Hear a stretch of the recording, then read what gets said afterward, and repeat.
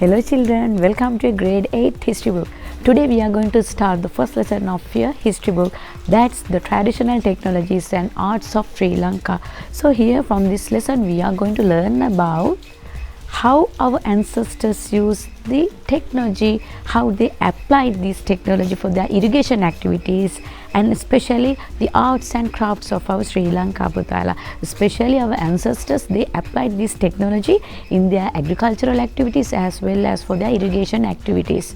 So here we are going to learn about everything from this lesson. Let's go to the lesson. Today's the lesson is traditional technologies and arts of Sri Lanka. This is the first lesson of your history book.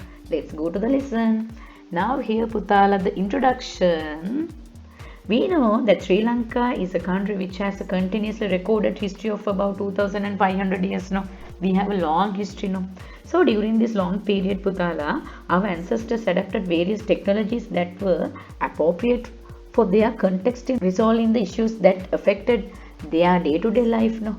Normally Puthe, we are facing challenges, problems in day-to-day life now.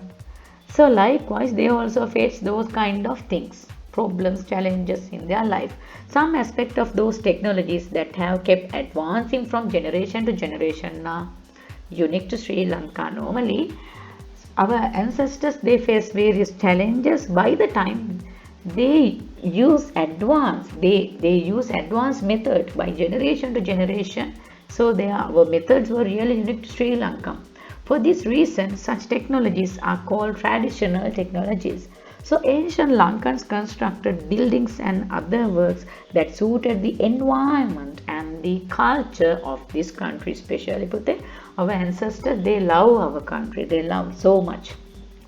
So here our especially ancient Lankans, they constructed buildings, and especially when they do some those kind of other works, they especially paid the attention whether it suit to the environment and the culture of this country. Before they were doing those kind of things, they consider about that kind of factors, those kind of factors. They are described as architectural creations. Apart from that, they also created forms of arts that suited their thoughts and wishes.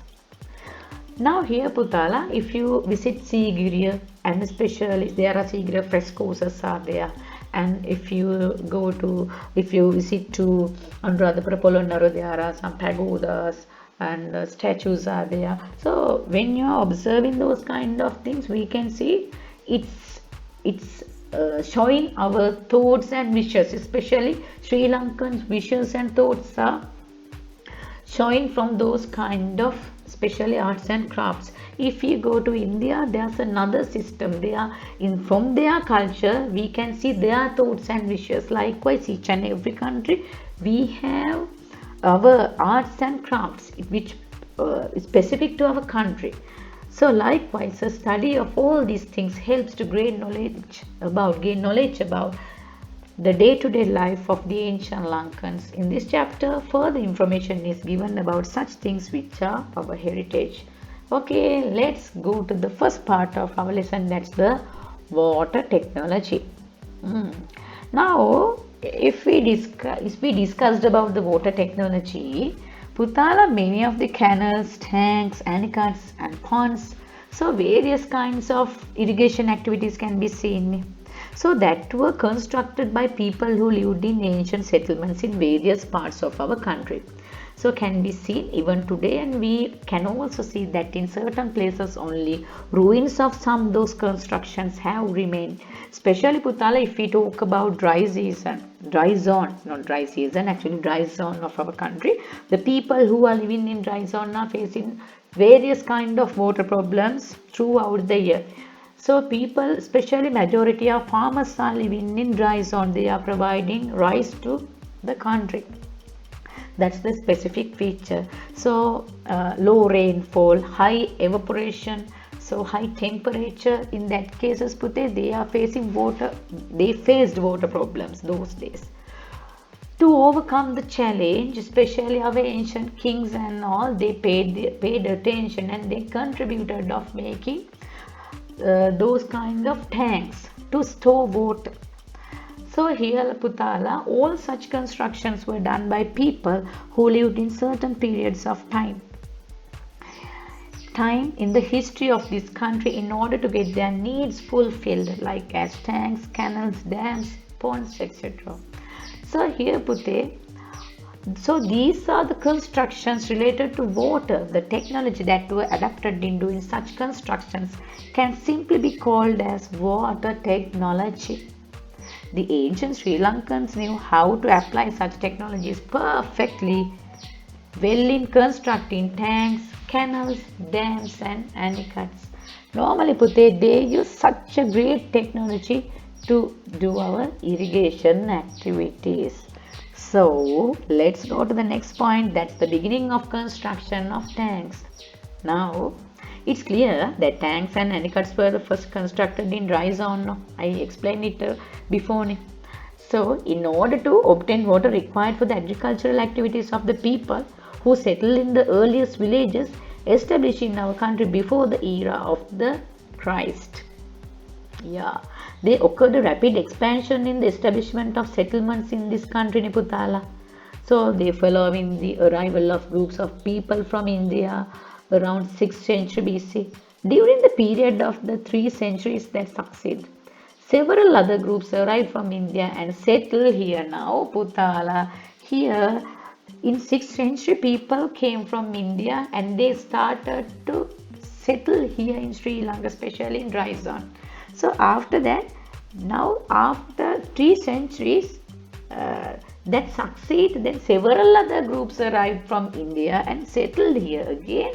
There were some groups came from India, then they settled here. When establishing their settlements, they selected dry zone where the land is mostly plain and highly fertile and therefore is most suitable for agricultural activities. They thought, this is a good land for agricultural activities because this is highly fertile. So then they went to dry zone and they started their settlements in dry zone. Okay.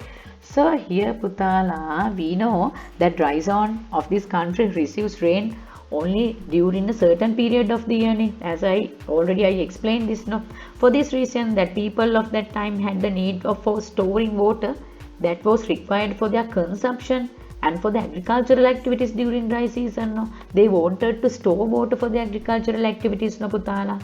So it was to fulfill this need that people started constructing tanks. Then people they started of constructing tanks.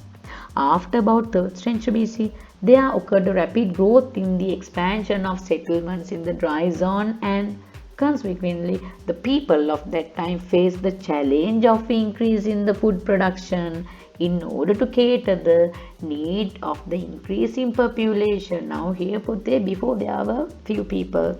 Then by the time again the population density, now that density was high, that means population increased by the time. For that time, they wanted to give lot of food production for them, according to the their need. So, addressing this challenge, they constructed giant tanks and connected those tanks to canals, creating a network of irrigation systems, bringing many of the areas under paddy cultivation. They made like a network of irrigation works, especially they supply water from those kind of irrigation activities to paddy cultivation. Then Putala, it can be assumed that constructions of a dam across a brook or a stream so that water is collected there. No? Normally put a brook or a stream, so there's water is collected there. So it is the origin of constructing a small tank. Before they made giant tanks, before that they made small tanks. Similarly, it is seen in that the small tanks have also been constructed by selecting an area of land which 3 sides were bordered with high land. Before they constructed those kind of tanks, they consider about the location of the land. Okay, so here Putala, they selected high land and by constructing the bund across the low-lying land, bund across the 3 areas should covered with land and the bund across, they made the bund across the low-lying land of their other side, so that the rainwater is collected there, and we consider about the elevation of the land, because then it should be kind of some high elevation, then only they can, if there's a flow can be seen, then they can easily take water to the paddy fields because of the flow. So as a lot of labor was not needed for such small constructions, members of a family or the villagers could get together and constructed a small tank. Before they made the small tank, like with the family members or the villagers. As the villages spread throughout the dry zone, small tanks required for those small villages were constructed by the villagers themselves under the leadership of the heads of those villages. Like nowadays there are village officers are there. Under the leadership of those kind of village heads, they made some village tanks. These are called village tanks. There are stone inscriptions which contain information about some village tanks which are not spoken in literary sources. There are inscriptions up there. The inscriptions they have written on some stones. So they mention about those kind of village tanks, but some are not spoken in literary sources, because there are lot of tanks are there. No? Understood? So such as Mahavamsa. So the kings began to be involved in the constructions of tanks. Bigger tanks which had more capacity than village tanks could be constructed, because kings could collect more people than village heads could. Now here village heads means the like your Gramalinadari, they could collect few people, no? So they made the small tanks, but kings, they could collect lot of people, so they made giant tanks. So by about 3rd century BC, constructions of bigger tanks under the patronage of kings had begun. Mahavansa speaks of 3 tanks that had been constructed during the reign of King Pandukabaya. Especially now by about 3rd century BC, constructions of bigger tanks under the patronage of kings. Kings sponsored for making those kind of bigger tanks. So the Mahavamsa speaks of 3 tanks that had been constructed during the reign of King Pandukabaya.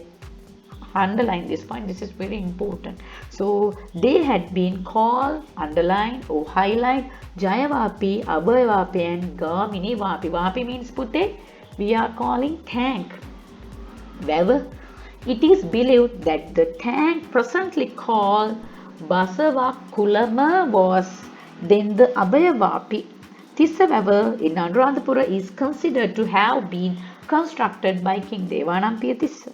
So these are some of the tanks that were constructed about 3 centuries after the arrival of Prince Vijaya in Lanka. So here these are some of the tanks that were constructed about 3 centuries after the arrival of Prince Vijaya in Lanka. So it is clear that those tanks had been small tanks. Small tanks were there. So Basavakulama and Tissavava are seen in present status after being renovated on several occasions. Now here Putala, now we discussed about the irrigation technology of our country, and first they built small tanks under the leadership of the village heads, and then after that kings sponsored of making the bigger tanks. Then only by the time they started of making these kind of giant tanks, I think you all understood this lesson, especially this part well. So next I hope to meet you with the constructions of big tanks, and see you soon.